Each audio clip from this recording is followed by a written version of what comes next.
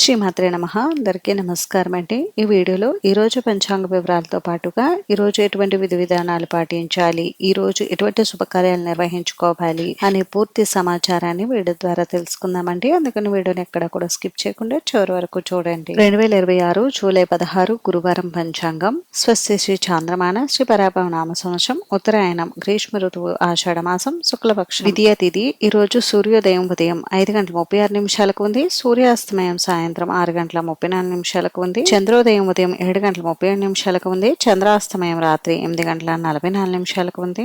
ఈ రోజు విద్యా తిథి ఆశ్లేష నక్షత్రం ఉందండి. విద్యా తిథి ఉదయం 11:49 వరకు ఉంది. తదుపరి తదియా తిథి వస్తుంది. ఆశ్లేష నక్షత్రం రాత్రి 11:34 వరకు ఉంది. తదుపరి మఖా నక్షత్రం వస్తుంది. యోగం వజ్రం ఉదయం 8:25 వరకు ఉంది. తదుపరి సిద్ధి తెల్లవారుజామున 5:36 వరకు ఉందండి. తదుపరి వ్యతిప కరణం కౌలువ ఉదయం 11:48 వరకు ఉంది. తదుపరి తైతుల రాత్రి 10:55 వరకు ఉంది. తదుపరి గరసి. ఈ రోజు ఉన్నటువంటి శుభ సమయాల గురించి తెలుసుకుందాం. బ్రహ్మ ముహూర్తం తెల్లవారుజామున 4:18 నుండి 5:06 వరకు ఉంది.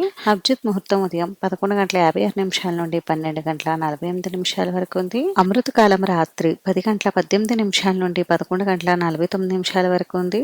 శుభ సమయం ఉదయం 11 గంటల నుండి 12 గంటల వరకు ఉంది. ఇంక ఈ రోజు ఉన్నటువంటి అశుభ సమయాల గురించి తెలుసుకుందామండి. వజ్రం మధ్యాహ్నం 12:59 నుండి 2:30 వరకు ఉంది. దుర్ముహూర్తం ఉదయం 9:54 నుండి 10:47 వరకు ఉంది. తిరిగి తదుపరి దుర్ముహూర్తం మధ్యాహ్నం 3:08 నుండి 4 గంటల వరకు ఉంది. రాహుకాలం మధ్యాహ్నం 1:30 నుండి 3 గంటల వరకు ఉంది. యమగండం ఉదయం 6 గంటల నుండి 7:30 వరకు ఉంది. గుళిక కాలం ఉదయం 9:08 నుండి 10:45 వరకు ఉందండి. ఈ రోజు ఉన్నటువంటి ముఖ్యమైన పండుగలు విశేషతలు వచ్చేసి ఈ రోజు పూరి జగన్నాథ రథయాత్ర అయితే ఉందండి. అయితే ఇంక ఈ రోజు మంచి రోజా కాదా అని అంటే ఈ రోజు మంచి రోజేనండి. పంచాంగం ప్రకారం తిథి ప్రకారం ఈ రోజు చిన్న చిన్న శుభకార్యాలు నిర్వహించుకోవడానికి అనుకూలంగా ఉంది. ఇప్పుడు మనకి ఆషాఢ మాసం ఉంది కాబట్టి ఈ ఆషాఢ మాసంలో వివాహం, గృహప్రవేశం, శంకుస్థాపన, అక్షరాభ్యాసం, నామకరణం ఇటువంటి ముఖ్యమైన ఏ శుభకార్యాలు కూడా నిర్వహించుకోకూడదండి.